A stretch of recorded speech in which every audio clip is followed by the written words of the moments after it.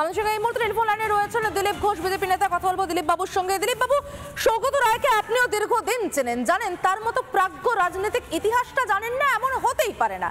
তাহলে এহেন মন্তব্য কেন? তোষণের রাজনীতির জন্য?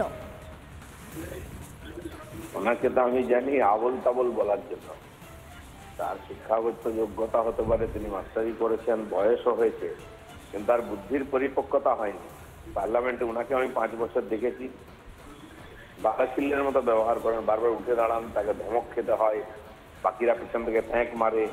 তো আমি জানি না এই ধরনের সস্তা রাজনীতি কেন করেন। উনি শ্যামাপ্রসাদকে সম্মান করতে না পারেন, তাদের নেত্রীকে তারা বলুন, তাকে মা সারদা বলতে পারেন, অবতার বলতে পারেন, জগদ্রণী বলতে পারেন, কিন্তু যাকে অন্য কেউ শ্রদ্ধা করে, যিনি একটি পার্টির প্রতিষ্ঠা একটি আদর্শকে দিয়েছেন, তার ব্যক্তিগত জীবনের বিভিন্ন দিক দিয়ে তিনি আমাদের কাছে উদাহরণ, এবং যিনি কেবল দেশের জন্যই নিজের জীবন বলিদান দিয়েছেন।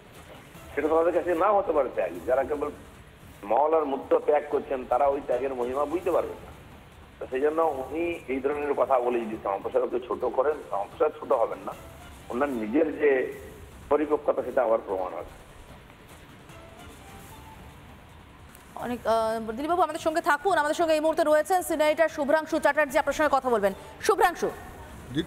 দিলীপ বাবু, এই যে কথাটা বলছে বাংলার মানুষের, উনি কার কথা বলছেন? তিনি ব্যক্তি নিজের সৌগতের কথা বলছেন, দলের কথা বলছেন তৃণমূলের, কিন্তু উনি তো মুখ ফুটে বলছেন বাংলার কথা বলছেন। কিন্তু বাংলার মানুষের কাছে শ্যামাপ্রসাদ মুখোপাধ্যায় একটা বিশাল বড় নাম। নেতাজি সুভাষচন্দ্র বসু যেমন আমাদের হৃদয়ে আছে, শ্যামাপ্রসাদ মুখার্জির ডায়েরি প্রত্যেক বাঙালি পরিবারের বাড়িতে আছে। উনি কি কথা বলছেন? উনি কি ব্যক্তির কথা বলছেন না দলের কথা বলছেন? মানুষের কথা তো বলতে পারেন না। দেখুন, উনি একজন সিনিয়র রাজনীতিবিদ, কেবল হয়তো চর্চায় আসার জন্য, ভিতরকে আসার জন্য বলেছেন জানি না। ওনার পরিবারও হয়তো ওপার বাংলা থেকে এসছে। শ্যামাপ্রসাদ এই বাংলাটুকু বাঁচিয়ে এনেছিলেন বলে আজকে এখানে উনি থেকেছেন। ওনার পূর্বপুরুষরা এসছেন, উনি নিজে করে খাচ্ছেন, এবং যে রাজনীতিটা করছেন এখানে, যে পূর্ব বাংলার লোকেদের ভোটে উনি জিতে যান, তারাও শ্যামাপ্রসাদের এখানে ভোটার হিসাবে আছে। তারপরে যদি অকৃতজ্ঞ কেউ হয়, এই ধরনের শিক্ষিত মানুষ তো কেউ বুঝাতে পারে না। হয় উনি ইচ্ছা করে বলছেন এটা, বিনা কারণে বিতর্কের জন্য। একজন যেমন মদন মিত্র কিছু বলেছেন বলে সারাদিন টিভিতে চেয়ে আছেন, বা কল্যাণ ব্যানার্জি বলে টিভিতে চেয়ে থাকেন। এই ধরনের উঁচা কথা বলে শ্যামাপ্রসাদের মতো একজন প্রফেট, স্বাধীন ভারতের প্রথম রাজনীতিক শহীদ এবং দেশের শেষ মহাপুরুষ যাকে আমরা মনে করি, তার সম্বন্ধে যদি এরকম আবল তাবল বকে, তাদের শ্যামাপ্রসাদের কিছু যায় আসে না। তিনি যে আছেন সেখানেই থাকবেন, কিন্তু এরপরে যদি এমপি না থাকেন তবু কোথায় থাকবেন সেটা ভাবুন। না, গোটা দেশের কাছে তো বাংলার দুর্নাম হবে। তাহলে বাংলা নাকি শ্যামাপ্রসাদকে ভাবে না, বোঝে না, জানে না? উনি তো দেশের কাছে নয়, দেশের কাছে বাংলার দুর্নাম করে দিচ্ছে।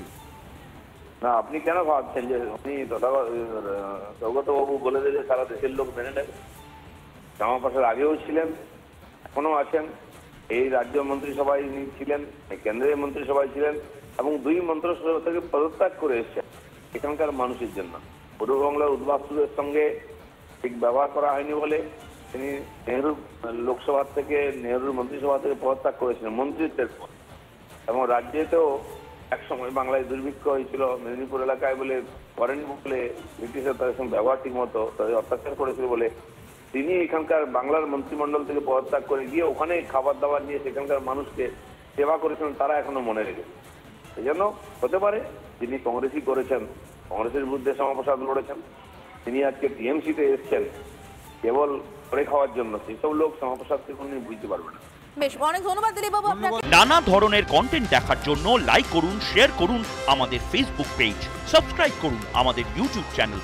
পাশাপাশি অন্যান্য ব্রেকিং নিউজের জন্য অবশ্যই চোখ রাখুন রিপাবলিক বাংলায়।